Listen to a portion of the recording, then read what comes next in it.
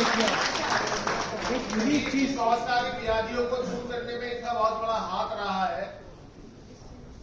Police की नौकरी करते हुए सेवादान करना अपने आप में बड़ा महत्वपूर्ण होता है, क्योंकि पुलिस की नौकरी लगभग 24 घंटे की ही मानी गई है और 14 घंटे तो ये लोग देते ही हैं। ऐसे लिए समाज के लिए समय निकालना अपने आप में एक बहुत बड़ा योगदान के रूप में देखा जा सकता है। इसके लिए राकेश रसीला जी साधु इस बात के पात्र हैं।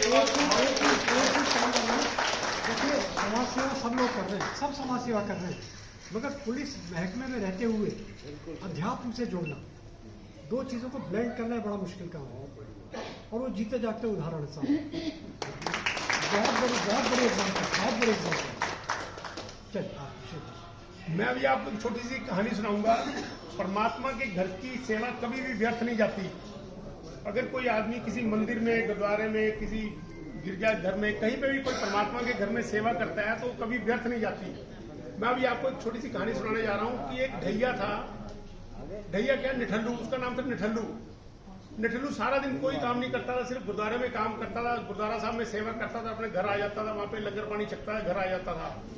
तो वहीं के जहाँ पे निठल्लू रहता था, वहां के जो राजा था उसने ढंढोरा पिटवा दिया शहर में कि अगर कोई अपने बच्चे का दान देगा, अगर कोई अपने बच्चे की बलि देगा तो उसको मैं 50 मोहरे सोने की दूंगा।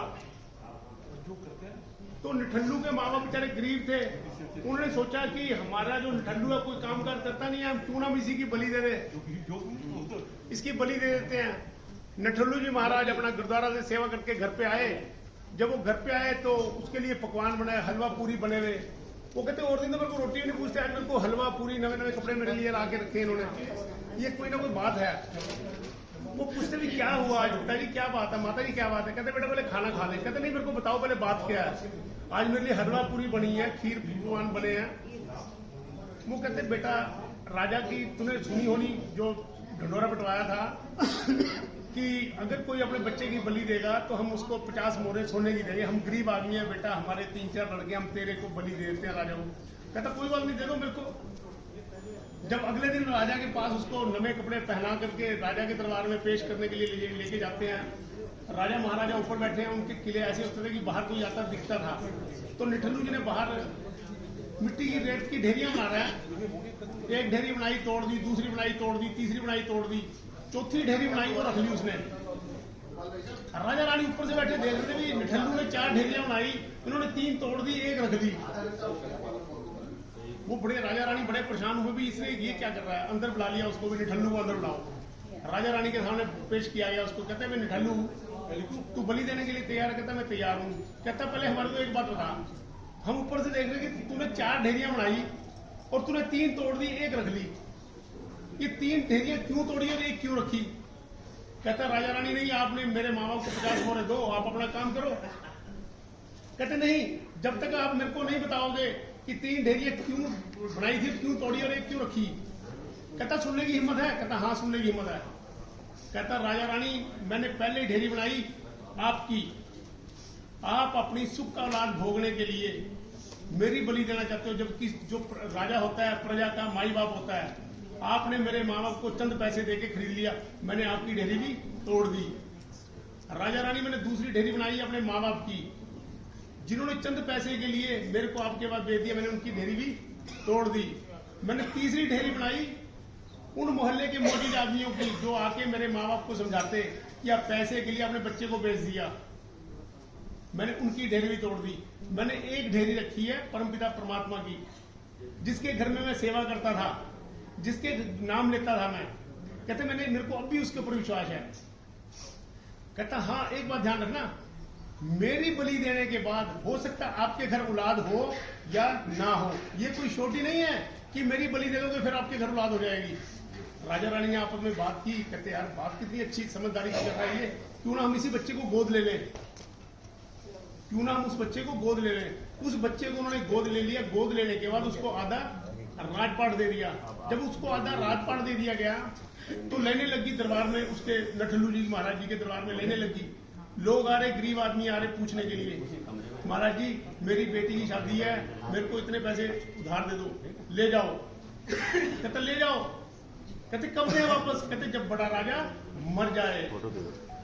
बड़े हैरान परेशान हुए, पिक्चर घूम रहे थे राजा के। उन्होंने जाके राजा को बताया, ये तो आपने अच्छा लड़का बनाया, आपने अच्छा उत्तराधिकारी बनाया, ये तो आपके मरने की इंतजार कर रहा है। राजा ने अपना भेष बदला और राजा फिर पहुंच गया उनके वहां। राजा ने कहा, भाई बेटा मेरे को भी मेरी लड़की की शादी है। कहते कब पैसे वापस करें, कब पैसे सोने की मोहरें वापस करें? कहते जब बड़ा राजा मर जाए। राजा अपने असली रूप में आ गया। कहता बेटा मैंने तो तेरे को अपना बच्चा बनाया था और तू मेरे मरने की वेट कर रहा है। कहते पिताजी नहीं, जो आदमी मेरे से पैसे उधार लेके गए हैं वो सभी लोग गरीब आदमी थे। वो सभी रोज सवेरे शाम भगवान के आगे धूप बत्ती करेंगे, हे भगवान हमारे राजा की आयु लंबी हो। मैं तो आपकी लंबी आयु की अरदास मांग रहा था। तो देखो कि गुरु भक्ति सेवा का ये फल होता है, कभी व्यर्थ नहीं आता। और एक और छोटी सी बताता हूँ आपको। और एक था तोते बेचने वाला, सभी ने सुनी होगी, पढ़ी होगी, तोते बेचने वाला। एक तोते बेचने वाला बैठा था। वो कहता ये तोता कितने का? कहता 500 रुपए का। कहता ये कितने का? कहता ये 5 रुपए का।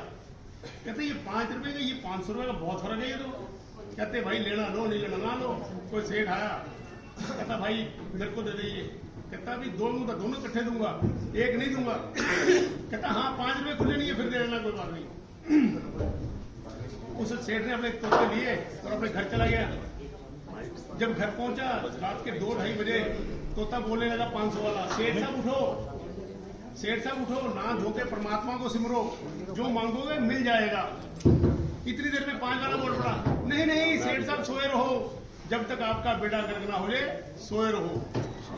सेठ की आंख मचोली हुई, भाई यार ये तो कितनी अच्छी बोली बोल रहा है, कितनी बुरी बोली बोल रहा है।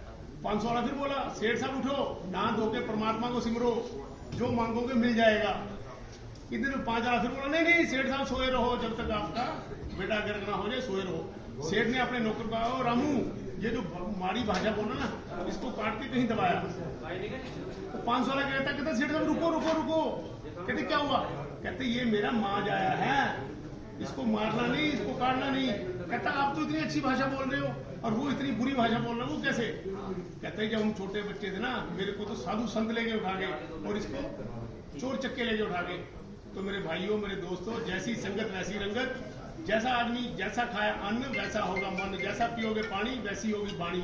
आदमी कहीं भी जाता है, बाहर जाता है, उसको अन्न बड़ा सोच समझ के धारण करना चाहिए। सबसे पहले उस परम पिता परमात्मा का भोग लगाओ जिसने हमारे को दिया है। अगर पानी पिया उसको भी शुद्ध करो पहले। वाइब्रेशन का, मैं ब्रह्मा कुमार हूँ, वाइब्रेशन का बहुत ज्यादा महत्व है। हमेशा आदमी को पानी को भी शुद्ध करके पीना चाहिए और जो भोजन खाना उसको भी शुद्ध करके खाना चाहिए। ठीक है, थैंक यू। ओम शांति।